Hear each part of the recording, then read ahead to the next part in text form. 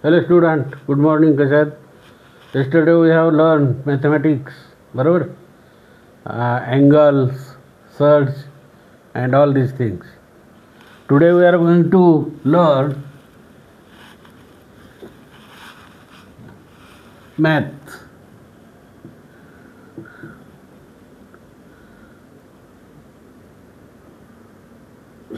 First,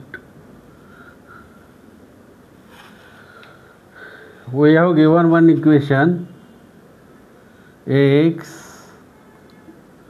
plus b by plus c is equal to 0. If a is equal to 2, b is equal to 3, x is equal to 1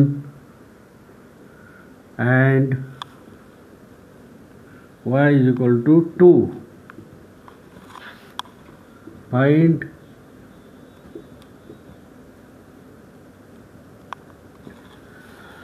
the value of c. मग equation लिहून घ्यायचं ax plus by plus c is equal to 0. मग या ठिकाणी काय होईल? Find the value of c. A किती आहे? 2. ए आणि एक्समध्ये काय चिन्ह आहे? मल्टिप्लिकेशन. ए एक्स किती? 1 प्लस बी किती आहे? 3. B is 3. Y is equal to, इथं multiplication, y is equal to किती आहे? 2 प्लस सी दिला का? हे बघा, ए 2, एक्स 1 प्लस बी 3 आणि y is equal to 2 plus c दिला आहे का? नाही, इज इक्वल टू 0. आता हा आपल्याला सी पुढे न्यायचा. याचं मल्टिप्लिकेशन करा. 2 1 जार 2, 3 2 जार 6, बे कबे अधिक 3 2 6 अधिक सी बरोबर 0. आता सी आपल्याला इकडे न्यायचा ना, म्हणून 2 plus 6 is equal to minus c. हा प्लस आहे, उजव्या बाजूला गेला तर काय होईल? मायनस. म्हणून 6 आणि 2 किती झाले? 8 is equal to minus c. Multiplying equation by -1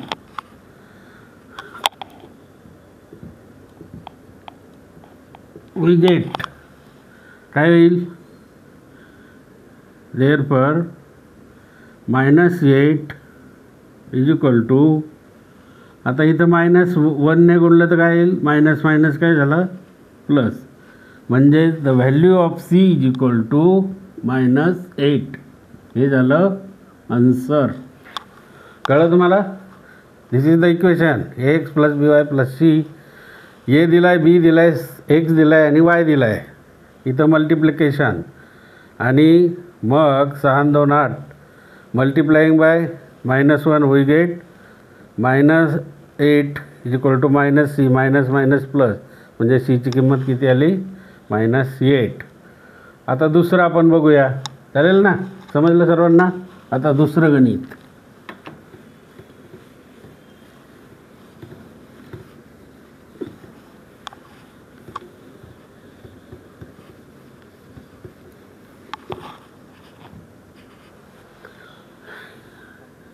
ए वर्ग अधिक 2b is equal to -12. if a is equal to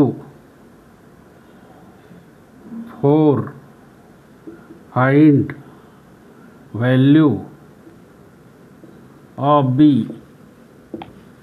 मग हे इक्वेशन घ्यायचं, a square plus 2b is equal to -12. बरोबर. एची किंमत किती दिली, what is the value of a is equal to 4, याचा स्क्वेअर म्हणजे 4 स्क्वेअर प्लस 2b. बीची किंमत दिली का, नाही दिली, इज इक्वल टू किती, -12 ॲज इट इज. 2b जसं 4चा वर्ग किती, square of 4 is equal to 16 अधिक 2b बरोबर किती, -12. बरोबर. आता हे 16 इकडे जाऊ द्या. बरोबर. हे प्लस आहे ना, उजवीकडे गेल्यावर काय होणार, मायनस. हे as it is 2b is equal to -12. हे परत इकडे गेल्यावर इथं प्लस करून -16. हे 16 अधिकचे वजा झाले. बरोबर की नाही. हे -12 आहे म्हणून -12. हे 16 इकडे गेल्यावर अधिक आहे, परंतु प्लस चिन्ह आहे म्हणून वजा आहे. वजाची बेरीज. हे मुद्दाम कंसामध्ये काय घेतले, इथं बेरीज, इथे बेरीज करावी लागणार आहे. हे जरी -16 झाले इकडे गेलो तर हे कंसात घ्यायचे आणि प्लस करायचं. 2b बरोबर किती आलं मग, 16 आणि 10 26, 26 आणि 2 28. बरोबर. हे 28, परंतु चिन्ह कोणतं, मायनस. इथं प्लस आहे, मल्टिप्लिकेशन नाही आहे. इथं प्लस असल्यामुळे दोघांची बेरीज चिन्ह वजा आहे म्हणून -28 झालं. इथं जर मल्टिप्लिकेशन असतं तर वजा इथं अधिक झालं असतं. आता हे 2b आहे, 2 आणि b याच्यामध्ये कोणतं चिन्ह आहे, गुणाकाराचं, मल्टिप्लाय. हे 2 इकडे गेल्यावर काय होईल, भागिले, म्हणून b इज इक्वल टू -28. हे 2 मल्टिप्लाय म्हणून इकडे गेल्यावर भागिले. मग भाग द्या, बेक बे आणि बेचोक 8 म्हणजे 2ने याला भाग दिला, 14 दुने 28. बरोबर की नाही. म्हणून -14 म्हणजे बीची किंमत किती आली, -14. हे झालं उत्तर. कळलं तुम्हाला. Okay. A square plus 2b is equal to -12. A is equal to 4. Find value of b. ही बी. असे प्रश्न असतात. वर्ग करावे लागतात, गुणाकार करावे लागतात, असे बरेच इक्वेशन आहेत. मग एचा वर्ग स्क्वेअर 16 झाला बघा, 2 गुणिले बी, इथं गुणाकार आहे बी, आणि हे 16 इकडे गेल्यावर -16 झाले. 16 इकडे गेल्यावर उजव्या बाजूला -12 आणि -16ची बेरीज -28. हे 2 आणि बी गुणाकार आहे म्हणून बी इज इक्वल टू, हा इथं गुणाकार, इकडे गेल्यावर भागिले होतो, 28/2. कळलं तुम्हाला. आता होमवर्क देऊ तुम्हाला, एक होमवर्क देतो 2 मार्कासाठी. हो,